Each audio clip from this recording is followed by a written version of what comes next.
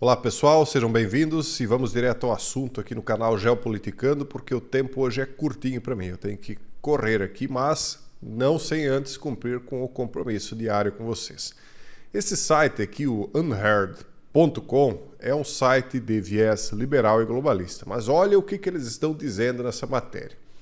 Os jovens europeus não querem lutar contra a Rússia. O primeiro-ministro polaco, Donald Tusk, afirmou que a Europa se encontra agora no estado de pré-guerra. E olha o que mais ele disse. Eu sei que parece devastador, especialmente para a geração mais jovem, mas temos de nos habituar ao fato de que uma nova era começou. Isso ocorreu apenas 3 semanas depois de o presidente francês Emmanuel Macron ter lançado a ideia de enviar tropas francesas para a Ucrânia. O que eles estão fazendo agora? Eles estão preparando o ânimo dos jovens para a guerra. Quem me acompanha lá no canal Revelar, lembra quando nós fizemos a análise daquela capa da revista The Economist, onde nós mostrávamos um casal usando máscaras de gás, né, por conta de questões atômicas, penso eu, né, e de um menino, né, com um capacete na cabeça. Mas aquele menino, na época, tinha a idade ali de seus 10, 12 anos, né, pela impressão do que se notava.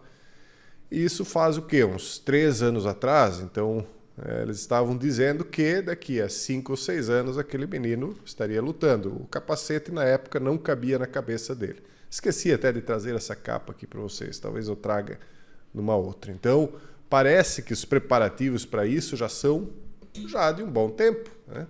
Óbvio, quem sabe ler os símbolos, os sinais aí, como a gente faz, né, adianta o cenário há muito tempo. Por isso que há muitos anos, pelo menos desde que eu comecei aqui, eu vim avisando. Isso vai acontecer. Na época as pessoas riram e blá blá blá. Todo mundo já sabe a minha história e a minha ladainha. Enfim, agora veja só o que continua dizendo a matéria. Não há necessidade de adoçar o que estes líderes europeus dizem. Os jovens na Europa precisam de se preparar para a mobilização. Está sendo muito direto aqui.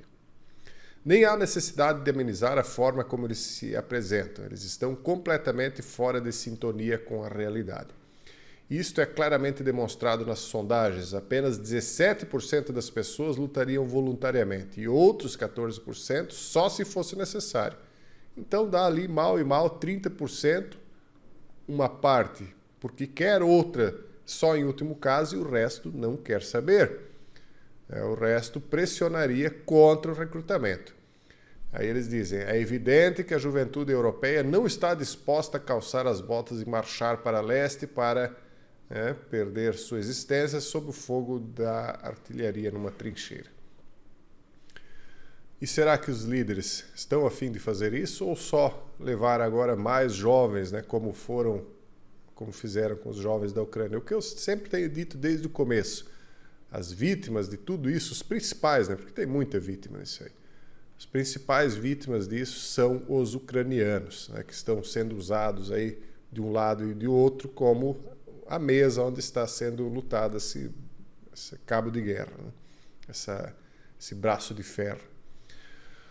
Todos nós já ouvimos o folclore histórico sobre como os velhos enviam os jovens para serem eliminados nas trincheiras na Primeira Guerra. Agora vemos o mesmo impulso entre alguns líderes na Europa, mas eles diferem dos seus antecessores, os idosos, né, porque não podem realmente enviar os seus filhos.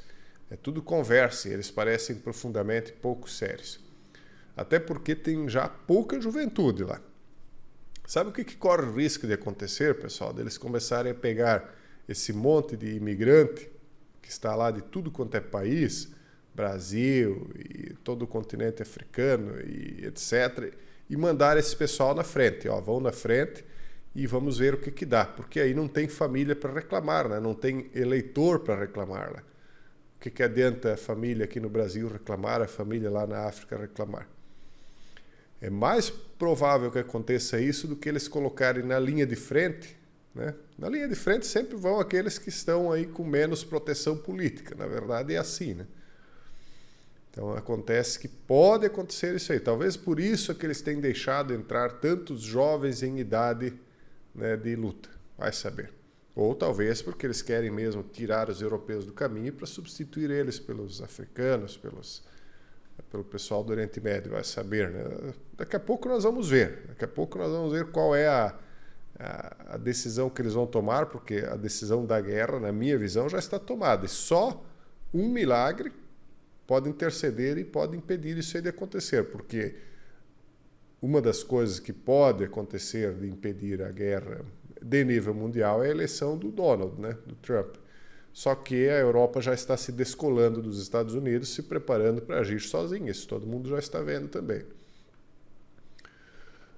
Por que esses líderes se comportam de forma tão irresponsável e histérica? Eles perguntam aqui na matéria. Simplificando, eles assinaram a guerra na Ucrânia pensando que seria uma vitória fácil. Disseram-lhes que o exército russo era fraco e poderia ser facilmente derrotado se despejassem equipamentos de ataque e defesa e dinheiro no país. Eles o fizeram devidamente, mas o exército russo sobreviveu. Agora, há rumores de uma ofensiva russa massiva nessa primavera. O presidente ucraniano Zelensky afirmou que, sem apoio adicional, talvez não consigam conter o ataque. Isso introduz a perspectiva de que as linhas da frente possam entrar em colapso e permitir que os russos avancem tanto quanto gostariam no país. Para quem me acompanha do canal Revelar, lembram também do quadro de Van Gogh, O Sequestro da Primavera, que inclusive foi devolvido numa data significativa, a gente já fez análise disso aí, e agora parece então que a primavera pode trazer uma outra surpresa para a Ucrânia e para a Europa. Vamos ver qual será a decisão dos líderes europeus em relação aos jovens, né? Será que eles vão forçar o pessoal a lutar ou eles vão mandar estrangeiros na frente? Já não seria, né, o primeiro país a dar cidadania para quem voltasse da guerra vivo. Então, talvez seja o que vai acontecer. E ainda falando de Europa, os agricultores continuam furiosos. Há uma revolta continental contra a agenda do Greenman, que continua abalando profundamente as classes dominantes europeias. Eles estão querendo empurrar no mundo inteiro uma agenda que o mundo não quer engolir e nem os próprios agricultores do país vão querer engolir. Então, eu não sei até que ponto eles vão continuar forçando dentro dessa agenda, mas aparentemente eles vão até o fim. Eles não vão desistir e parece que estão dispostos a jogar o mundo numa terceira guerra para tentar implantar aquela agenda que eles têm aí. Mas os agricultores da Europa estão se levantando e as elites estão aterrorizadas, segundo a matéria Spiked. Na França, os agricultores organizaram recentemente um cerco a Paris de 4 dias, bloqueando as principais estradas em redor da capital francesa. Tudo isso a gente já viu. Em janeiro, milhares de tratores desceram sobre Berlim, na Alemanha. Em Bruxelas, agricultores de toda a Europa reuniram-se para manifestar contra a União Europeia, atiraram até ovos no Parlamento Europeu. Nos Países Baixos, os tratores causaram o maior engarrafamento da história do país, etc, etc, etc.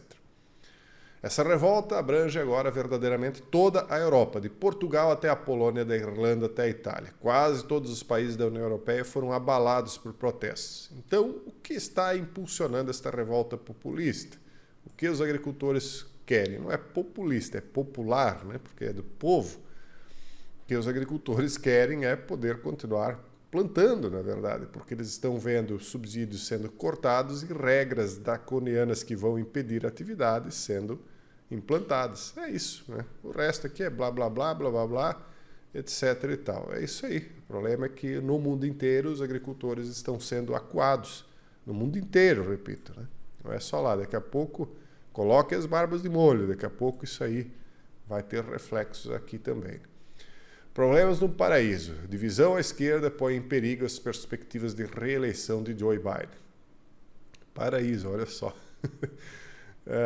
Os protestos e as perturbações de manifestantes pró-Palestina na campanha de arrecadação de fundos elitista e chamativa do presidente Joe Biden na quinta são os exemplos mais recentes de extrema divisão na esquerda em relação à forma como lidou com o problema Israel-Hamas, que está a pôr em risco as suas perspectivas de reeleição. Vou resumir o que aconteceu. Eles fizeram, então, uma reunião aqui de arrecadação de fundos. Lá na frente está o Biden, o Obama e tal. Não sei se vocês estão vendo aqui no palco. E aqui, então, está a visão de quem está no fundo, né? Só que, para começar, só entra num lugar desse quem é extremamente de confiança, porque as pessoas, esses líderes de nível mundial estão ali vulneráveis, né? Então, primeiro, tem de ser de confiança. Segundo, tem de ser de esquerda.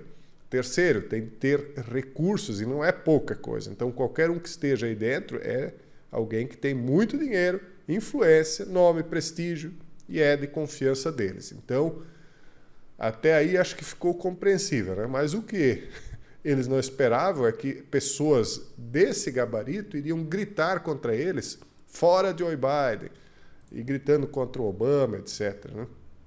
Aqui não adianta eu colocar o áudio, porque vocês não vão ouvir, mas, enfim, foram vários aqui, ó, do lado de fora.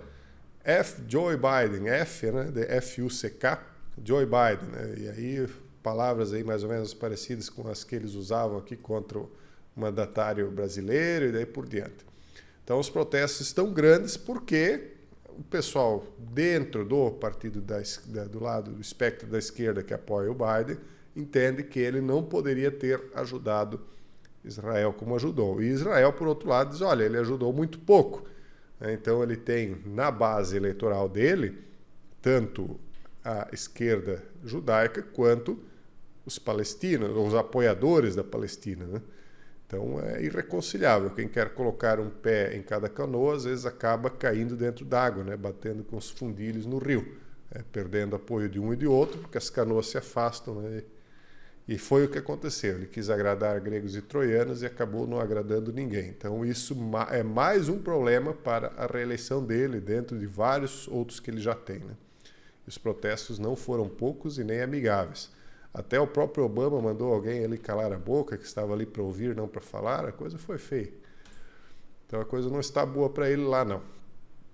Agora, isso aqui é só um problema paroquiano, mas que mostra como é que anda a maior nação do mundo e, consequentemente, como é que andaremos nós futuramente, né?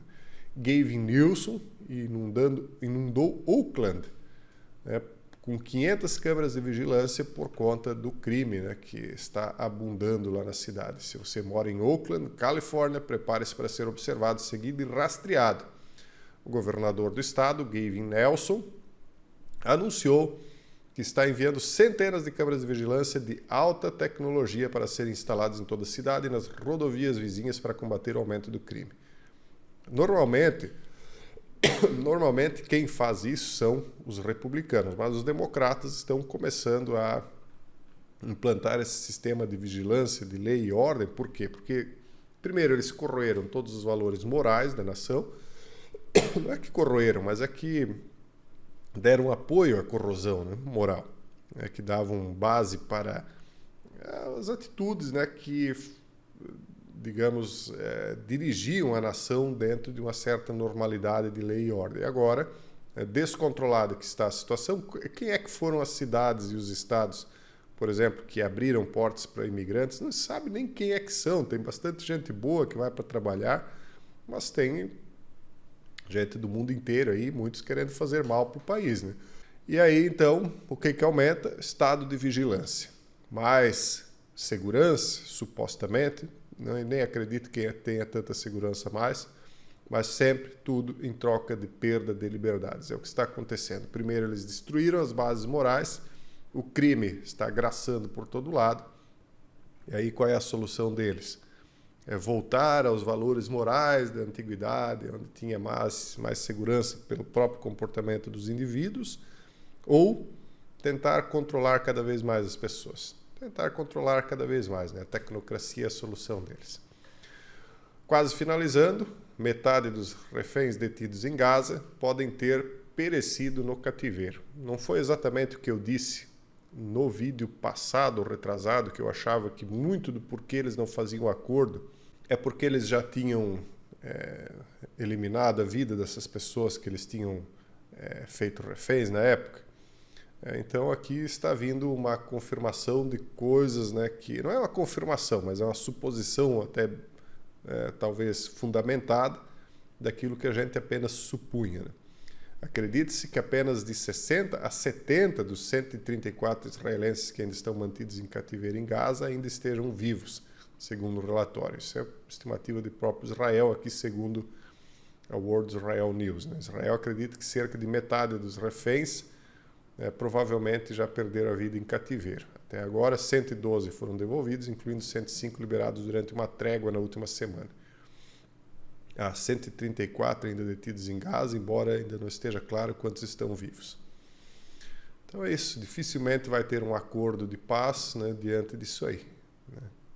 E para finalizar, isso aqui, a China denuncia bullying dos Estados Unidos, mas para muitos, China é que é o agressor. Num fórum de segurança regional na ilha de Hainan, no sul da China, Pequim expôs a sua visão para a paz e prosperidade asiáticas. Mas muitos observadores interpretaram as observações feitas por Zhao Leji, o terceiro funcionário mais graduado do Partido Comunista no poder, como mais uma repreensão tácita ao papel dos Estados Unidos na região e uma articulação do desejo cada vez maior da China de uma ordem regional livre do envolvimento dos Estados Unidos. Em resumo, o que eles querem dizer? Que eles querem expandir na região, aumentar o poder de influência lá, dominar a região ali, e que os Estados Unidos não deixam, que os Estados Unidos está ali praticando bullying. E aí os apoiadores dos Estados Unidos e os próprios Estados Unidos dizem, não, na verdade quem está fazendo bullying é a China com os países menores da região e nós estamos segurando o valentão. Enfim, mais do mesmo, nada diferente daquilo que a gente já sabe, mas são visões diferentes de um mesmo fato. Os dois acham que são vítimas e acusam o outro de ser o vilão. Pessoal, esse é o vídeo de hoje. Um forte abraço e até o próximo vídeo, se Deus quiser.